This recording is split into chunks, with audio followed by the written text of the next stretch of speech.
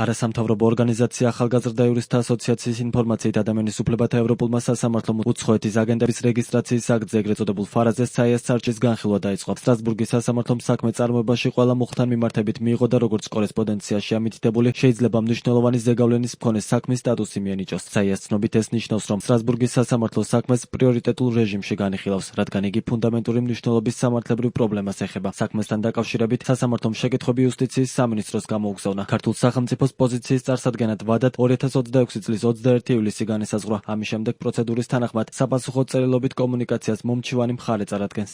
საჩივარში საია დაობს გაერთიანების თავისუფლების, გამოხატვის თავისუფლების, სამართლებრივი დაცვის ეფექტიანი საშუალების უფლების, დისკრიმინაციის აკრძალვის და რაც ყველაზე მნიშვნელოვანია, უფლებების შეზღუდვათა გამოყენების ფარგლებთან დაკავშირებით. განსაკუთრებით ხაზგასასმელია, რომ სასამართლო მიუთითა, რომ საჭიროა შეფასდეს, გამოიყენა თუ არა სახელმწიფომ უფლებების შეზღუდვა ფარულად სხვა არაკონვენციური მიზნებისთვის. კერძოდ, ხომ არ იყო უფლებების შეზღუდვის რეალური და დომინანტური მიზანი სხვა ფარული განზრახვა. მაგალითად, ასეთი შეიძლება იყოს პოლიტიკური ანგარიშწორება ან კრიტიკული ხმების გაჩუმება, რაც იმთავითვე კონვენციასთან შეუსაბამოა.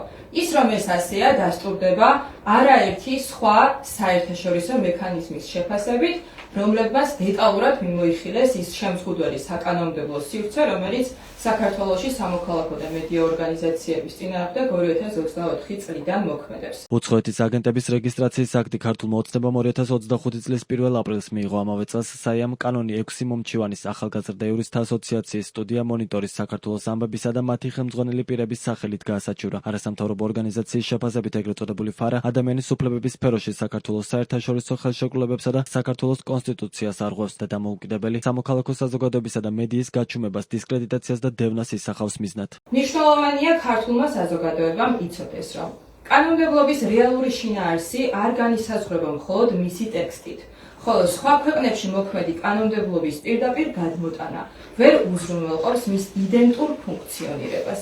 სამართლებრივი ნორმა, რომელსაც შეიძლება ჰქონდეს ერთი და იგივე ფორმულირება, სხვადასხვა იურისდიქციასა და სხვადასხვა დროში შესაძლოა სრულად განსხვავებულ შედეგებს იწვევდეს, რაც განპირობებულია სამართლებრივი სისტემის სტრუქტურით, პოლიტიკური გარემოთი და ინსტიტუციური მექანიზმების დამოუკიდებლობით.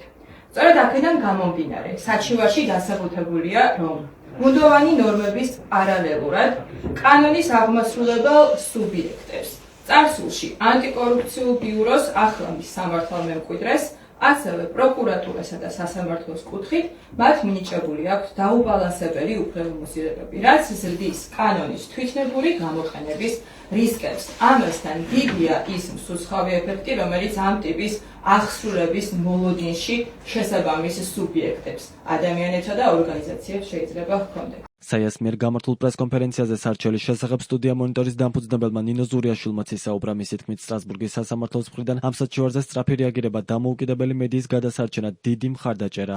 ძალიან სწრაფად მოხდა რეაგირება და ჩვენ არ მოგვიწია წლებით ლოდინი, იმიტომ რომ ამით მე დავინახე, რომ სტრასბურგის სასამართლო ხდება და იცის, რომ შესაძლებელია ისეთი რეაქცია მოხდეს ამ კანონს და იმდენი მედია გაანადგუროს, სანამ წლები გავა, რომ მათ გადაწყვეტეს ძალიან სწრაფ რეჟიმში მიიღონ გადაწყვეტილებები, რამდენადაც ეს შესაძლებელია და ეს სწრაფი არის ჩვენთვის ძალიან დიდი მხარდაჭერა, იმიტომ რომ რაც უფრო სწრაფად განიხილავენ, მე ღრმად დარწმუნებული ვარ, რომ მით უფრო ბევრი მედია გადარჩება, დამოუკიდებელი მედია, რომელსაც მთავრობა ვერ აკონტროლებს, თორემ პროპაგანდისტულ მედიებს გადასარჩენი არაფერი არ ასჭირს ამ ხელისუფლების პირობებში.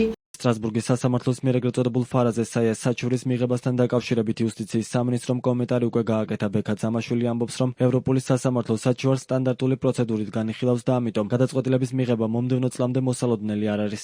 იმის მიუხედავად, რომ მომჩივნეები ეროვნულ დონეზე საკონსტიტუციო სასამართლოს წინაშე ითხოვდნენ დროებითი უზრუნველყოფის ღონისძიების გამოყენებას კანონის მოქმედების შეჩერების თაობაზე, სტრასბურგის სასამართლოდან ამგვარი ინფორმაცია არ შემოსულა სახელმწიფოში, რაც ნიშნავს იმათ, რომ მათ ევროპული სასამართლოს წინაშე ან არ მოუთხოვიათ კანონის მოქმედების შეჩერება, ან მოითხოვეს და არ დაუკმაყოფილდათ, რაც ნიშნავს იმას, რომ მათი განცხადებები თითქოს რაღაც მყისიერად, გადაუდებლად ხდება მათი უფლებების შეზღუდვა არ შეესაბამება სიმართლეს, სხვა შემთხვევაში მათ აუცილებლად უნდა მოეთხოვნათ დროებითი უზრუნველყოფის ღონისძიების გამოყენება.